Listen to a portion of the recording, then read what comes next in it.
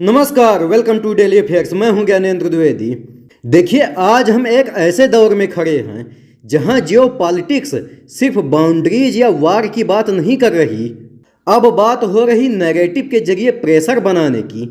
और जब हम इंडिया की रसिया से एनर्जी ट्रेड की बात करते हैं तो बात सिर्फ तेल या गैस की नहीं होती। सवाल खड़ा होता कि आखिर किसे मोरालिटी का ठेका मिला है और क्यों। नाटो के चीफ ने हाल ही में एक स्टेटमेंट दिया कि रसिया से ट्रेड करने वालों को सेकेंडरी सैंक्शंस झेलने पड़ सकते हैं। लेकिन जैसे ही इंडिया ने इसका जवाब दिया, एक चीज क्रिस्टल क्लियर हो गई। अब इंडिया अपना स्टैंड रखेगा और वो स्टैंड होगा इंडिया के इंटरेस्ट में। और ये स्टैंड कोई इमोशनल या रिएक्टिव नहीं है, बल्कि डाटा और ग्राउंड रियलिटी पर बेस्ड है।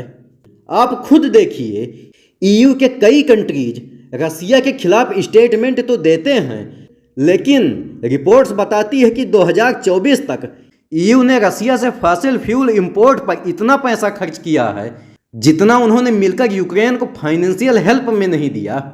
अब बताइए, क्या ये डबल स्टैंडर्ड नहीं है? जर्मनी, स्लोवाकिया, हंगरी, ये कंट्रीज अभी भी रसिया से तेल खरीद रहे हैं। फ्रांस ने तो ये तक कह दिया कि अगर रसिया से गैस ना आई तो पब्लिक का गुस्सा उनकी गवर्नमेंट गिरा देगा। तो बताइए, जब आपकी एनर्जी नीड्स आपको रसिया से लेने पर मजबूर करती है तो क्या इंडिया की जरूरतें सडनली इमोरल हो गई? देखिए, इंडिया एक डेवलपिंग कंट्री है जिसकी अप्रॉक्स 1.4 बिलियन पॉपुलेशन हर दिन एनर्जी पर डिपेंडेंट है। हमें यह देखना है कि हम किस प्राइस पर पेट्रोल डीजल लाएं ताकि हमारा ट्रांसपोर्ट, हमारी एग्रीकल्चर, हमारी इंडस्ट्री जिंदा रह सके। और जब रसिया डिस्काउंट पर ऑयल दे रहा है तो इंडिया क्यों ना ले? क्योंकि अमेरिका या नाटो को इससे तकलीफ है। असल बात यह है कि इंडिया अब उस दौर में नहीं है जब कोई हमें फॉरेन पॉलिसी सिखाएगा।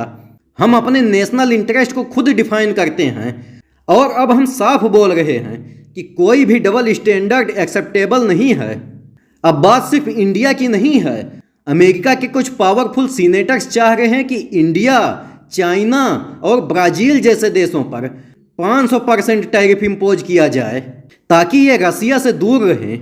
जरा सोचिए, ये सिर्फ पॉलिसी नहीं है, ये एक तरह का इकोनॉमिक वेपन है जो आज के समय में यूज हो रहा है। पर क्या ये प्रेशर उन देशों पर अप्लाई होता है जो अमेरिका के अलाइज हैं लेकिन रसिया से ट्रेड कर रहे हैं?